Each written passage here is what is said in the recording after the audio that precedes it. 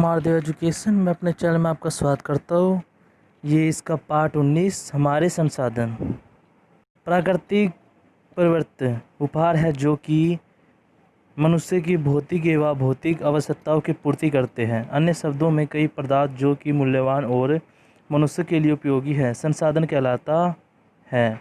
इन संसाधनों में भौतिक जैसे भूमि, जल, मृदा एवं खनिज और जैविक जैसे वनस्पति, अन्य जीव एवं जलीय जीव, मत्स्यियों दोनों शामिल है। वास्तव में प्रत्येक पदार्थ के मनुष्य के लिए कुछ न कुछ उपयोगिता है, परंतु इसका उपयोग उपयुक्त तकनीकी की उपलब्धता पर ही संभव है। उदाहरण के लिए कोयला और पेट्रोलियम सर्दियों से धरातल के नीचे उपस्थित थे, परंतु इनके उपयोग हेतु तकनीकी का विकास हाल में किया गया है। ये पदार्थ संसाधनों में तभी परिवर्तित हुए जबकि वह प्रयोग किए जा सके। इसलिए यह मानवीय क्षमता को आवश्यकता है जो कि संसाधन की उपयोगिता उत्पन्न करती है। इस पाठ में हम संसाधनों के महत्व, उनके प्रकारों, उपयोग के प्रसार, इनके वितरण और संरक्षण के विभिन्न उपायों के बारे में पढ़ेंगे। उद्देश्य: इस पाठ का अध्ययन करने के पश्चात आप संसाधनों की परिभाषा को पुनः स्मरण कर सकेंगे, संसाधनों के महत्व की व्याख्या कर सकेंगे, उपयुक्त उदाहरणों के साथ प्राकृतिक संसाधनों के विभिन्न प्रकारों का वर्णन कर सकेंगे, भारत में जैविक व अजैविक संसाधनों का वितरण पहचान सकेंगे, संसाधनों के असमान उपयोग न उनके वितरण के कारण बता सकेंगे, संसाधनों के संरक्षण की विभिन्न विधियों का सुझाव दे सकेंगे और हमारी नीतियों व योजनाओं के साथ संसाधन प्रबंधन की विधियों के समस्या का मूल्यांकन कर सकेंगे। संसाधन का अर्थ एवं महत्व: जैसे कि पूर्व में लिखा गया है कि संसाधन शब्द का अभिप्राय साधारण मानवीय उपयोग की वस्तुओं से है। यह प्राकृतिक और सांस्कृतिक दोनों हो सकती है। मनुष्य प्राकृतिक को के अपने अनुरूप उपयोग के लिए तकनीकों का विकास करता है। प्राकृतिक तंत्र में किसी तकनीकी का जनप्रिय उपयोग उसे एक सभ्यता में परित करता है। जीने का तरीका या जीवन निर्वाह इस प्रकार की संस्कृति संसाधन की स्थिति प्राप्त करता है। संसाधन राष्ट्र की अर्थव्यवस्था के आधार का निर्माण करते हैं। भूमि, जल, वन, वायु, खनिज के बिना कोई भी कृषि का उद्योग का विकास नहीं कर सकता। ये प्राकृतिक पर्यावरण जैसे कि वायु, जल, वन और विभिन्न जैव रूपों का निर्माण करते हैं जो कि मानवीय जीवन एवं विकास हेतु आवश्यक है। इन प्राकृतिक संसाधनों के उपयोग से मनुष्य ने घरों, भवनों, पर्यावरण एवं संचार के संसाधनों, उद्योगों आदि के अपने संसार का निर्माण किया है। वह मानव निर्मित संसाधनों, प्राकृतिक संसाधनों के साथ काफ़ी उपयोगी भी है और मानव के विकास के लिए आवश्यक भी। संसाधनों का वर्गीकरण: संसाधनों को इन आधारों पर कई तरीकों से वर्गीकृत किया जा सकता है।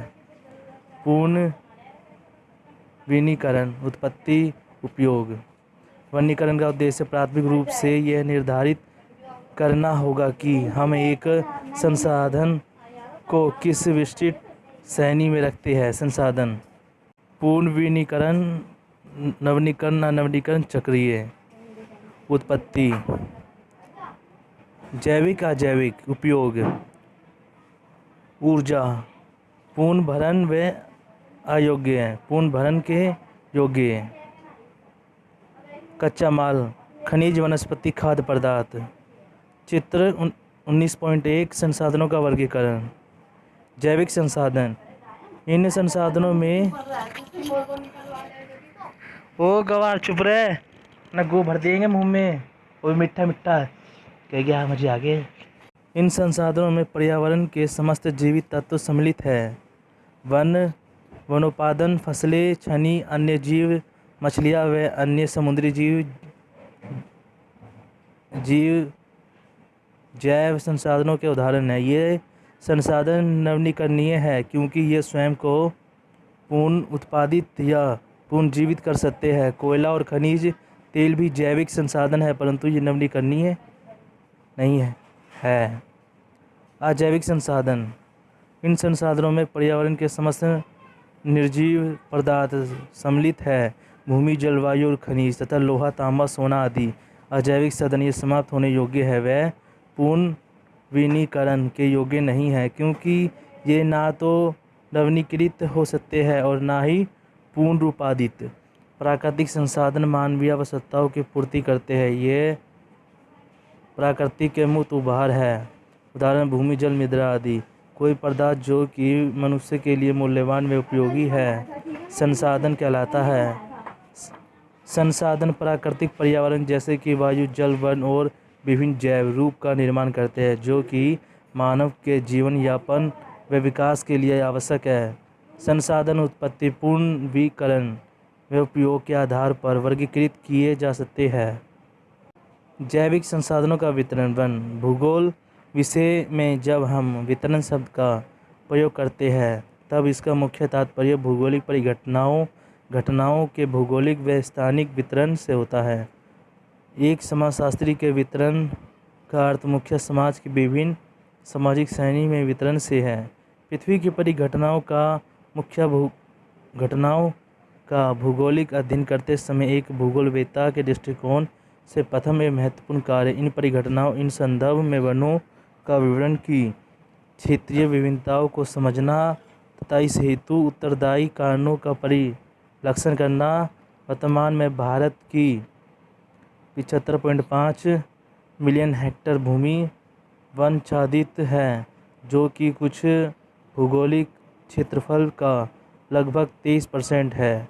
वनों के वितरण में लगभग 83% का अंतर पाया जाता है, जो कि अंडमान व निकोबार द्वीप समूह में है 87% है, वही हरियाणा में केवल 4%। हमारी राष्ट्रीय वन नीति के अनुसार परिरक्षी संतुलन बनाए रखने के लिए देश के कुल भौतिक क्षेत्र के 33% भूभाग में वनाच्छादित होना चाहिए।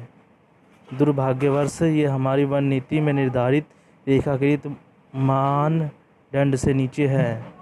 भारत में पाई जाने वाली वनस्पतियों को 6 मुख्य प्रकारों में वर्गीकृत किया जा सकता है। ये है उष्णकटिबंधीय सदाबहार वन, उष्णकटिबंधीय पर्वतवर्ती वन, कटीली झाड़ियाँ, ज्वारीय वन और पर्वतीय वन।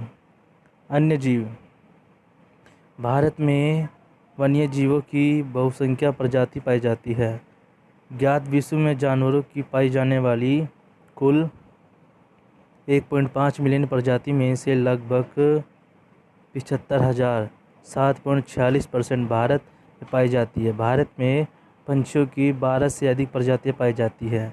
स्तनपायी जीवों में हमारे पास विशालकाय हाथी है, जो कि असम, केरल व कर्नाटक के वनों में पाया जाता है। उच्च शुष्क क्षेत्रों में व जंगली गधे गुजरात के कच्छ से रण में पाए जाते हैं। गुजरात के गिर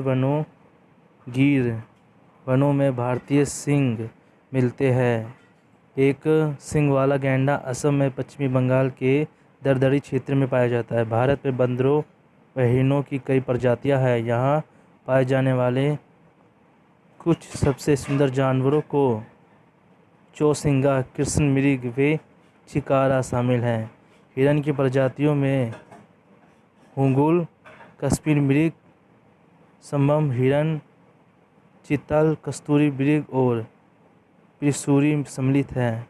बिल्ली परिवार के अंतर्गत आने वाले जानवरों के तेंदुए ग्लेहेड तेंदुआ व हिम तेंदुआ है। हिमालय श्रेणियों में कई दिलचस्प जानवर जैसे कि जंगली भेड़, पहाड़ी बकरी, शकीन, छछूंदर और तापिर पाए जाते हैं। हमारे देश में पंछियों का जीवन भी समान रूप से विस्तृत व रंगीन है। शानदार मोर भारत का राष्ट्रीय पक्षी है। वनों में, नम भूमियों में फिजेट, ग्रीज, बत्तख, मैना, तोते, कबूतर, गिद्ध, सारस, धनेश और सनबर्ड पाए जाते हैं। यहाँ कोयला व बुबुर जैसे गाने वाले पक्षी भी मिलते हैं। पशुधन। विश्व की लगभग 57% भैंसें व लगभग 15% गाय बैल भारत में पाए जाते हैं। भारत के 2/3 से ज़्यादा मेवासी मध्य प्रदेश, उत्तर प्रदेश, छत्तीसगढ़, बिहार, उत्तराखंड, झारखंड, महाराष्ट्र, उड़ीसा, कर्नाटक व राजस्थान राज्यों में भारत की कुल भेड़ों का 1/4 से ज़्यादा हिस्सा राजस्थान में है, जबकि भारत की आधे से ज़्यादा बकरियां बिहार, झारखंड, राजस्थान, पश्चिमी बंगाल व उत्तर प्रदेश पाई जाती है। कृषि कार्य में उपयुक्त होने वाले पशु जैसे कि बैल, भैंस आदि, गाय आदि भारत में कृषि समुदाय के मित्र हैं। ये विभिन्न कृषि कार्यों, जुताई, बुआई, गहराई और कृषि उत्पादनों के परिवहन में उपयोग किए जाते हैं। इसके बाद भी कृषि की मशीनीकरण के साथ विशेषकर उत्तर पश्चिमी भारत, तटीय आंध्र प्रदेश, तमिलनाडु व अन्य क्षेत्रों में कृषि कार्यों में पशु शक्ति का महत्व कम हो रहा है।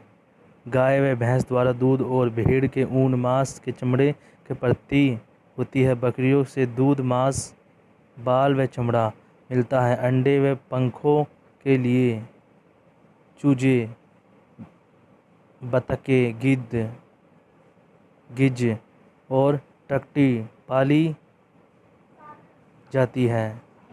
मत्स्य की लगभग 20,000 वर्ग किलोमीटर के विशाल महाद्वीप आकार बड़ी झीलों व नदियों में मछलियों के भोजन की पर्याप्त उपलब्धता, सागरीय धाराओं और कसूर मछुआरों के कारण देश में मत्स्यिकी के विकास के प्रचुर अवसर हैं। यहाँ सागरों व महासागरों में सागरों मत्स्यिकी तथा झीलों, नदियों में, जलाशयों में अंतस्थलीय मत्स्यिकी की जाती है।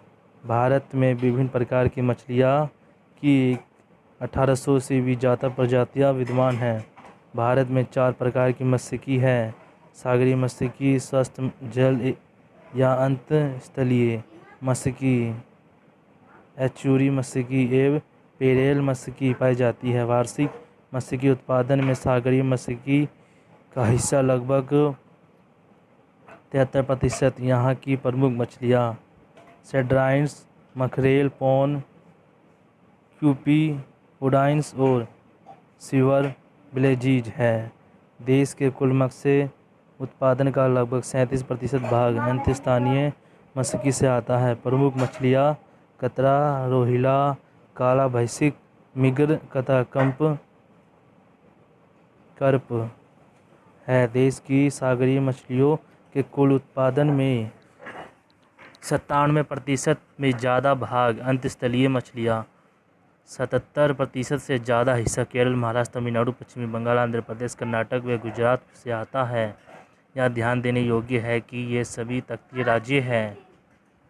भारत के कुल भौगोलिक क्षेत्र का लगभग 23% भाग वनाच्छादित है, जो कि पारिस्थितिक संतुलन बनाए रखने के लिए राष्ट्रीय वन नीति में दिए गए आंकड़ों से काफ़ी कम है। राष्ट्रीय वन नीति के अनुसार पारिस्थितिक संतुलन बनाए रखने के लिए देश की कुल क्षेत्र का 33% भाग वनों के अंतर्गत होता है। भारत में पशुओं की लगभग 75,000 प्रजातियाँ और पशुओं की 12,000 से भी ज़्यादा प्रजातियाँ पाई जाती है। विश्व की कुल भैंसों का 57%, मेवासियों की कुल जनसंख्या का 15% हिस्सा भारत में पाया जाता है। भारत में मत्स्यिकी के 4 प्रकार जैसे कि सागरीय, स्वस्थ जल, नेचुरली व पेरल मत्स्यिकी पाए जाते हैं। जैविक संसाधनों का वितरण। वन भूगोल विषय में जब हम आज जैविक संसाधनों का वितरण। भूमि संसाधन। भारत 32,37,273 वर्ग किलोमीटर के क्षेत्र में विस्तृत है। क्षेत्रीय आकार के आधार पर रूस, कनाडा, चीन, संयुक्त राज्य अमेरिका, ब्राज़ील व मिस्र के बाद यह विश्व का 7वां सबसे बड़ा राष्ट्र है। ये बेहद आकार स्वतः एक बहुत बड़ा संसाधन है। लगभग 30% क्षेत्र पर्वतों से ढका है, जो कि दृश्य सौंदर्य, सदानीर नदियों, वनों एवं वन्य जीवों का स्रोत है। भूमि का लगभग 43% क्षेत्र मैदान होने के कारण कृषि के लिए स्वेच्छा उपयुक्त है। शेष 27% क्षेत्र पठारों के अंतर्गत आता है, जो कि खनिजों एवं धातुओं का भंडार है। जल संसाधन। भारत भाग्यशाली है कि इसके पास विशाल जल साधन हैं। साधनों में विविधता हिमनियों, धरतलियों, नदियों एवं भूमिगत जल, वर्षा एवं महासागरों के रूप में भू आकारों में विविधता का परिणाम है। अनुमानित औसत वार्षिक वर्षा 117 सेंटीमीटर है। भारत में नदियों, धरतलीय जल का प्रमुख स्रोत सिंधु, गंगा व ब्रह्मपुत्र कुल धरतलीय जल का लगभग 60% वहन करती है। भारत की पूर्ण भरण योग्य भूजल क्षमता 434 घन मीटर है। आज 70% से भी ज़्यादा जनसंख्या में अपनी घरेलू आवश्यकताओं की पूर्ति के लिए पेय जल का उपयोग करती है। आधे से भी ज़्यादा सिंचाई इस स्रोत से प्राप्त होती है। खनिज संसाधन, भारत खनिज संसाधनों में बहुत ही धनी है और इसमें एक औद्योगिक शक्ति बनने की क्षमता है। यहाँ लौह अयस्क के आरक्षित क्षेत्र, कोयला, खनिज तेल, बॉक्साइट और अभ्रक है। व्यापक निवेश पाए जाते हैं। झारखंड, उड़ीसा और छत्तीसगढ़ में खनिज निवेशों के बेहद संकेंद्रण है। देश के कुल कोयला निवेश का 3/4 भाग यहाँ है। भारत में पाए जाने वाले अन्य महत्वपूर्ण खनिज लोहे अयस्क, मैग्नीशियम, अभ्रक, बॉक्साइट और रेडियोधर्मी खनिज है। भारत का 7वां सबसे बड़ा राष्ट्र है। औसत वार्षिक 117 सेंटीमीटर हाँकी गई है। सिंधु, गंगा व ब्रह्मपुत्र नदी तंत्र भारत में कुल उपलब्ध भूजल एवं 60% भाग वहन करते हैं। झारखंड, छत्तीसगढ़ और उड़ीसा में लोहे अयस्क, बॉक्साइट और अभ्रक के विशाल निवेश हैं। संसाधनों का उपयोग, अपनी आवश्यकताओं की पूर्ति के लिए मानव प्रभाव के ही संसाधनों के उपयोग करता रहा है। यह प्रक्रिया संसाधन उपयोग कहलाती है। इस प्रकार संसाधन मनुष्य द्वारा निर्मित किए जाते हैं, परंतु उसे निष्क्रिय आपदाओं को मूल्यवान संसाधनों में परिवर्तित करने के लिए संस्कृति की सहायता से आवश्यकता होती है। संस्कृति में समर्थ उपकरण एवं मशीनें, परिवहन एवं संचार के साधन, साथ ही प्रभावित प्रबंधन, सामूहिक सहयोग, मनोरंजन, बौद्धिक कार्य, शिक्षा, परीक्षण, उन्नत स्वास्थ्य एवं शिक्षा शामिल है। संस्कृति के बिना मनुष्य की कार्य एवं उत्पादकता की क्षमता सीमित है। आधुनिक युग में विज्ञान एवं तकनीकी के उपयोग उत्पादन हेतु संसाधनों के प्रभावी उपयोग की मनुष्य की क्षमता एवं योग्यता बढ़ा दी है। उदाहरण के लिए संयुक्त राज्य अमेरिका के पश्चिमी यूरोपीय देशों के पास उन्नत तकनीकी द्वारा प्राकृतिक संपदा के प्रभावी उपयोग के लिए उच्च विकास अर्थव्यवस्था। दूसरी ओर अफ्रीका, एशिया में लैटिन अमेरिका के कई देश प्रचुर प्राकृतिक संसाधनों के होते हुए भी विकास के स्तरों में काफ़ी पीछे है, क्योंकि ये देश आधुनिक तकनीकी के मसले में भी काफ़ी पीछे है। भारत में संसाधनों का उपयोग की सीमा, प्राकृतिक संसाधनों ने हमारे देश के सामाजिक आर्थिक विकास के सार्थक भूमिका अदा की है। भारत विश्व का दूसरा सबसे बड़ा कृषि देश है। ऐसा इसलिए है क्योंकि विभिन्न फसलों को उगाने के लिए यहाँ विविध जलवायु दशाएं और आंतरिक मौसम पाया जाता है। भारत की विशाल खनिज संपदा ने इसे औद्योगिक रूप से विकसित होने में समर्थन बना दिया है। हाल के दशकों में न केवल तेज़ी से बढ़ती जनसंख्या को भोजन देने, बल्कि विशाल भारतीय जनसंख्या के आर्थिक कल्याणों को गति प्रदान करने की इच्छा ने संसाधनों के उपयोग को चमकदार रूप से बढ़ा दिया है। संसाधनों के आदरणीय उपयोग के कारण इसमें पर्यावरणीय एवं पारिस्थितिकीय संतुलन को बढ़ावा है। संसाधनों का उपयोग कुल सामाजिक लाभों को अधिक करने के साथ स्थान पर उत्पादन एवं लाभों को अधिकतम करने की प्रेरणा से किया गया है। मृदा प्रबंधन का वन नाशक अति चतुराई से वनों को सावधानी पूर्वक प्रबंधन के कारण मृदा जैसे मूल्यवान साधन का हक्स हो रहा है। अवैज्ञानिक कृषि क्रिया जैसे उत्तर पूर्वी भारत में झूमी कृषि और रासायनिक उपकरणों एवं कीटनाशकों के अत्यधिक उपयोग के साथ अधिक सिंचाई के परिणाम स्वरूप मृदा का पोषक तत्वों में कमी, जल भराव एवं लवणता की समस्या उत्पन्न हुई है। तीव्र गति से बढ़ने वाली जनसंख्या के दबाव के कारण उपलब्ध जल संसाधनों का शोषण हो रहा है, जिस कारण ये तेजी से कम हो रही है। तकनीकी कमी के कारण भारतीय नदियों के कुल वार्षिक प्रवाह का लगभग 38% ही उपयोग के लिए उपलब्ध है। यही स्थिति भूजल के उपयोग की है। स्वतंत्रता के पश्चात मत्स्यिकी उद्योग ने, विशेषकर सागरीय मत्स्यिकी ने पारंपरिक का निर्वाही व्यवसाय को बाजार चलित अरबों रुपए के उद्योग के रूप में बदलते देखा है। वर्तमान में भारत करीब 55 श्रेणियों में सागरीय उत्पादनों का दक्षिण एशियाई व यूरोपीय देशों तथा संयुक्त राज्य अमेरिका को निर्यात करता है। मनुष्य आरंभिक समय से ही अपनी भौतिक और आत्मिक आवश्यकताओं की पूर्ति के लिए संसाधनों का उपयोग करता रहा है और यह प्रक्रिया संसाधन उपयोग कहलाती है। मृदा प्रदन व वननाशक व अति चतुराई के कारण मूल्यवान मृदा संसाधन अवक्षय की आकांक्षा से घिरे हैं। संसाधनों का संरक्षण। अरे वो धसक आ गई थी ज़्यादा। संसाधनों के संरक्षण को तात्पर्य उनके विवेकपूर्ण व नियोजित उपयोग के साथ ही उनके अवैध दुरुपयोग व अति उपयोग से बचाव करते हुए प्राकृतिक संसाधन पूर्ण उपयोग करना है।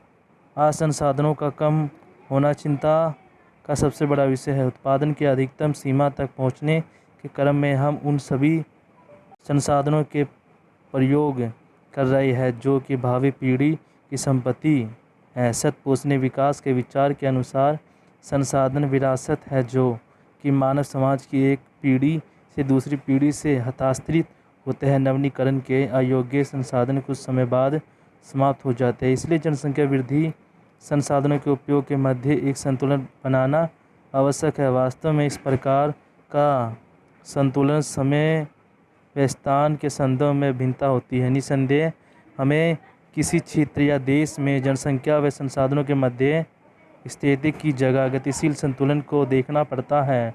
इन दोनों में से किसी एक में संतुलन हमारे आर्थिक, सामाजिक और सांस्कृतिक विकास की निरंतरता को भंग कर सकता है। इसलिए संसाधनों का नियोजित ढंग से उपयोग किया जाना चाहिए ताकि असंतुलन न उत्पन्न हो सके। संसाधनों के संरक्षण की विधियाँ। यह आवश्यक है कि लोगों के मध्य संसाधनों के संरक्षण के बारे में जागरूकता उत्पन्न की जाए। प्राकृतिक संसाधनों के बड़े पैमाने पर विनाश के घातक परिणामों के बारे में लोगों को जागरूक बनाना चाहिए। वनरोपण, परिपक्व तथा युवा वृक्षों को काटने से रोकना तथा लोगों में वृक्षों के रोपण तथा पोषण के बारे में जागरूकता उत्पन्न करना वनों के संरक्षण में सहायता हो सके। पहाड़ी क्षेत्रों में सीढ़ीदार कृषि, समुच्चय रेखाओं के अनुरूप जुताई, झूमिंग कृषि पर नियंत्रित अति चतुराई तथा अवनालिकाओं को रोकना मृदा संरक्षण की कुछ महत्वपूर्ण विधियाँ हैं। वर्षा जल को रोकने के लिए बांध का निर्माण, फव्वारा, ड्रिप और ट्रिकल सिंचाई तकनीकों का उपयोग, औद्योगिक व घरेलू उपयोग हेतु जल का पुनर्चक्रण अमूल्य जल संसाधन के संरक्षण में सहायता करेंगे। खनिज अवर्णनीय संसाधन हैं, इसलिए कुशल उपयोग, निकलने व शोधन की अच्छी तकनीकों का विकास, खनिजों का पुनर्चक्रण तथा स्थानापन्नों के उपयोग द्वारा इसका संरक्षण किया जाना चाहिए। ऊर्जा के पारंपरिक स्रोतों को बचाने के लिए ऊर्जा के गैर पारंपरिक स्रोतों जैसे सौर, पवन या जल का विकास करना होगा। संसाधनों के संरक्षण से तात्पर्य उनके विवेकपूर्ण और नियोजित उपयोग के ही उनके अपव्यय, दुरुपयोग तथा अति उपयोग से बचाव करते हुए प्राकृतिक संसाधनों का पूर्ण उपयोग करना है। यह आवश्यक है कि लोगों के मध्य संसाधनों का परिरक्षण तथा संरक्षण के बारे में जागरूकता उत्पन्न की जाए। नवीकरणीय संसाधनों का संरक्षण, सर्वाधिक उचित उपयोग आवश्यक है। संसाधनों के संरक्षण पर नीति। पर्यावरण संरक्षण की चेतावनी के साथ विकास के साथ भारत जैसे विकासशील देश के लिए संसाधनों का कुशल उपयोग महत्वपूर्ण हो गया है। नए संसाधनों की खोज, कचरे को कम से कम करने की तकनीक और नवीकरणीय संसाधनों के संरक्षण के लिए हमें अपने अनुसार और विकास के प्रयत्नों को बढ़ाना पड़ेगा। भारत सरकार ने हमारे जैविक व अजैविक संसाधनों के संरक्षण के लिए कई योजनाएं बनाई व कार्यक्रमों को कार्यान्वित किया है। राष्ट्र में वन एवं पर्यावरण से जुड़े मुद्दों को उच्च प्राथमिकता देने के लिए सन 1980 में केंद्रीय स्तर पर वन पर्यावरण मंत्रालय बनाया गया। आज भी राज्य सरकारों ने भी वन एवं पर्यावरण का स्वतंत्र मंत्रालय बनाया है। 1950 के राष्ट्रीय वन नीति को राष्ट्र की तत्कालीन आवश्यकता के अनुसार वनों के संरक्षण, सुरक्षा एवं विकास के लिए 1988 में संशोधित किया गया। इस नीति के अंतर्गत हरित क्षेत्र को बढ़ाने, जलाऊ लकड़ी के उत्पादन व आपूर्ति आदि के लिए सामाजिक वानिकी योजना परिवर्तित की गई है। भूमि संसाधनों के संरक्षण तथा उनके अनुकूलतम उपयोग के लिए संदेश योजना बनाने के लिए 1983 में राष्ट्रीय भूमि उपयोग एवं संरक्षण बोर्ड की स्थापना की गई। सन 1985 में इसे पुनः संगठित किया गया। राष्ट्रीय जल नीति सन 1987 में पारित की गई, जो सिंचाई, जल विद्युत उत्पादन, नौ संचालन, जल के औद्योगिक व अन्य उपयोग के अलावा सबसे बढ़कर पेयजल को प्राथमिकता देती है। सन 1990 में बनाई गई राष्ट्रीय खनिज नीति खनिजों को उस खनन व निर्यात के लिए घरेलू विदेशी उपकरणों को निवेश की अनुमति देती है। केंद्रीय खान मंत्रालय के अंतर्गत प्रतिकरण को ही यह खनिज उत्खनन में निवेश या पिरामिड के लिए यह अनुमति देती है। नई कृषि नीति में पारिमित्र में सतवाहनी कृषि तकनीकों जैसे जैव तकनीकी को प्रोत्साहित किया गया। वनों की सुरक्षा व विकास के लिए राष्ट्रीय वन नीति प्रबंधन की गई। जल संसाधनों के संरक्षण व सुरक्षा के लिए राष्ट्रीय जल नीति पारित की गई। नई कृषि नीति जैव तकनीकों के प्रमुखता से उपयोग को प्रोत्साहित करती है।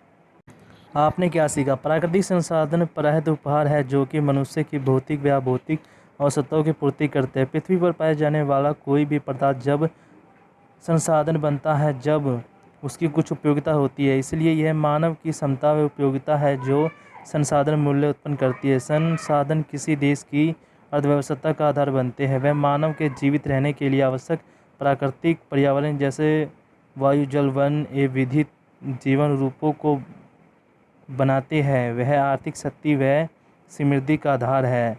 उत्पत्ति के आधार पर संसाधनों के दो प्रकार हैं, जैविक और अजैविक। जैविक संसाधनों के अंतर्गत वन, समस्त वन उत्पादन, फसलें, पक्षी, पशु, मछली व अन्य सागरीय जैव रूप आते हैं। अजैविक संसाधनों के अंतर्गत भूमि, जल और खनिज जैसे लोहा, तांबा, सोना, चांदी आदि आते हैं। भारत में कुल क्षेत्रफल का लगभग 30% वन संचित है। भारत में पशुओं की लगभग 75,000 प्रजातियां पाई जाती है। विविध जलवाहिक विभिन्नताओं को लंबी फसल उत्पादन ऋतु में अपने भारत को विभिन्न प्रकार की फसलें उगाने का लाभ दे रखा है। भारत में विश्व की लगभग 57% भैंसें व लगभग 15% गाय बैल पाए जाते हैं। जिसके अतिरिक्त विशाल महाद्वीपीय वन तख्त भारत में मत्स्यिकी के विकास के लिए विशाल क्षेत्र उपलब्ध कराते हैं। भारत का विशाल आकाश स्वयं में सर्वाधिक महत्वपूर्ण संसाधन विशाल जल संसाधन धरातलीय जल, भूमिगत जल, वर्षा एवं महासागरों के रूप में मिलते हैं। भारत खनिज संसाधनों के समान रूप से धनी है। संसाधन के संरक्षण से तात्पर्य उनके विवेकपूर्ण व नियोजित उपयोग से है। लोगों के बीच संसाधनों के परिरक्षण व संरक्षण की जागरूकता उत्पन्न करना आवश्यक है। प्राकृतिक संसाधनों के सिंचाई के लिए विभिन्न विधियों जैसे वनरोपण, पहाड़ी क्षेत्रों में सीढ़ीदार कृषि सिंचाई की आधुनिक तकनीकी का उपयोग, खनिजों का समर्थन उपयोग, ऊर्जा के स्थानापन्न स्रोतों का उपयोग किया जाना चाहिए। सरकार ने प्राकृतिक संसाधनों के लिए कई मापदंड अपनाए हैं। प्राकृतिक संसाधनों के संरक्षण के लिए कुछ नीतियों का गठन व कार्यक्रमों का क्रियान्वयन किया गया है। उदाहरण के लिए राष्ट्रीय वन नीति का गठन, राष्ट्रीय भूमि उपयोग एवं संरक्षण बोर्ड की स्थापना, राष्ट्रीय जल नीति, खनिज नीति एवं कृषि नीति। दोस्तों चैप्टर खत्म हुआ। वीडियो अच्छी लगी वीडियो को लाइक करें, चैनल सब्सक्राइब करें। थैंक यू दोस्तों।